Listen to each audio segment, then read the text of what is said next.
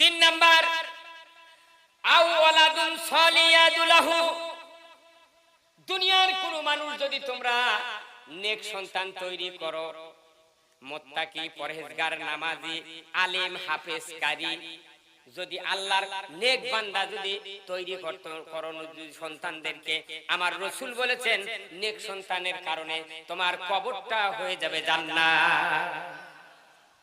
নেক সন্তান আর 10-12টা বেটা, গায়ে মানুষ ওর ভয়ে কথা কয় না, মানে কথা কইলি লাঠি বার করি। কিন্তু যদি কয় কেবা তোর 10টা বেটা, মসজিদের ইমামতি কে করে? কতি ইমামতি জুম্মাই চেনে না।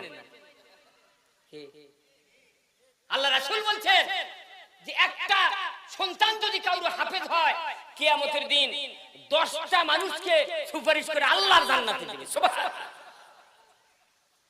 সন্তানের কত দাম! আর এই সন্তান যদি আপনার জন্য দোয়া করে 100% কবুল হবে, 100%। রব্বির হামহুমা কামা রাব্বায়ানি সগীরা। এই যে আমাদের দেশে কত মানুষ মারা যায়, মাইকিং হয় না?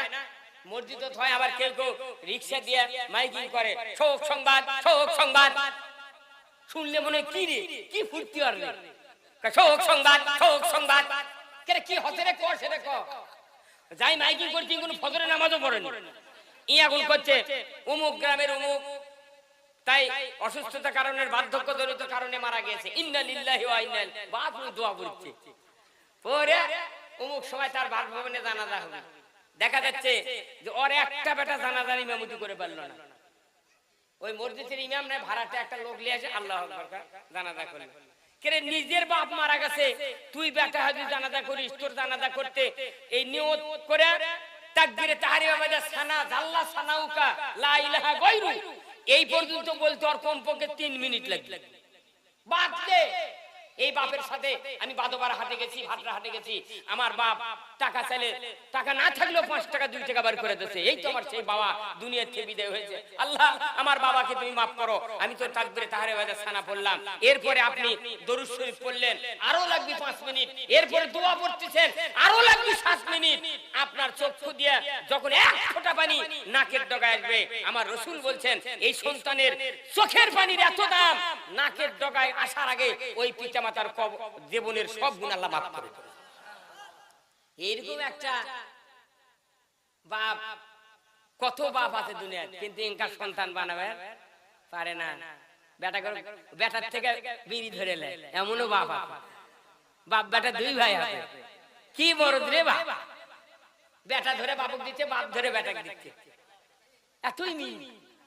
আর ওটি ওই ঘরে থেকে লাখ থেকে ঘুম পাড়িচ্ছে, ফজরে আযান দিতে মুয়াজ্জিন বেকা হয়ে গেছে, আর সালাতু খায়রুম মিনান নাওম, মুয়াজ্জিন খাড়া হয়ে লম্বা হয়ে যাচ্ছে, তারপর ওই বুড়ো এসে জুম্মার নামাজ পড়ে, একটা বেটার সাথে নেই। মনে হচ্ছে সোলফল হয়নি, মায়াবরী খান সোল বন্ধ করছে। কতক্ষণ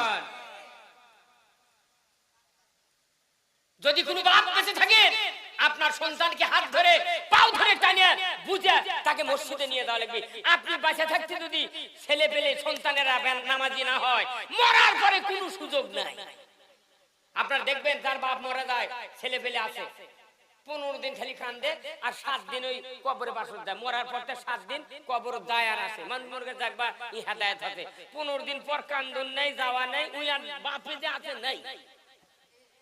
মা বলে 1 মাস কান্দে, আর বউ বলে কবরিংকে হাকয়, কেরে হাকয় কে কইতে সুকালি আমি আবার লিখে করব। কথা কয় ও মিয়া, সন্তান বানানোর জন্য আপনাকে চেষ্টা করতে হবে। আপনার 1 বিঘা জমি আবাদ করতে যেরকম হাল বন 6টা চাষ করে ঘাস টাস কমপ্লিট তুলে জমি লাগালেন, তার রিপিট দিলেন, সার দিলেন, নিড়ালেন, পানি দিলেন, কত ঔষধ দিলেন, এমএস্টার টপ, কি এমএস্টার টপ, প্লেনাম, ক্যারাটা, সিটেস্টেন, ঢোল, 5 বার করে ওষুধ দিতে, আমি 5 বার করে দিতে ওষুধ, ওই বিনে সেবনে 5 বার টপ, এদিকে দেখি 5 বার করে দিচ্ছি, তাও মনে হয় ধান কোনটিতে দেখি শীষ বাড়াচ্ছে তার ঠিক নেই। তাহলে আপনি 1 বিঘা জমি আবাদ করার জন্য এত পরিশ্রম করতে পারেন, আপনার সন্তানকে ইমানদার বানানোর জন্য কেন চেষ্টা করলেন না বলেন? এর জন্য এই বাবা দায়ী। আপনি জমি আবাদ করার সময় পাগল, কাদো পাউলি আলোক বসে থেকে পান্তা খান, মেয়ের মধ্যে পাও নেমে দে, কি এতই ভালো লাগে। মেয়ের কাদো তখন মধ্যে সুজির লাগা, এটি কাদো আছে ধয় না, ওটা নিয়ে গেলে হাত দিয়ে প্রত্যেকটা পান্তা মাকে পেঁচ দিয়ে বসাচ্ছে, খাও তার মানে কি আপনি ওই জমির পক্ষে আর আপনার সন্তানের আপনি বিপক্ষে। যদি সন্তান বাঁচানোর পক্ষে থাকতেন আপনার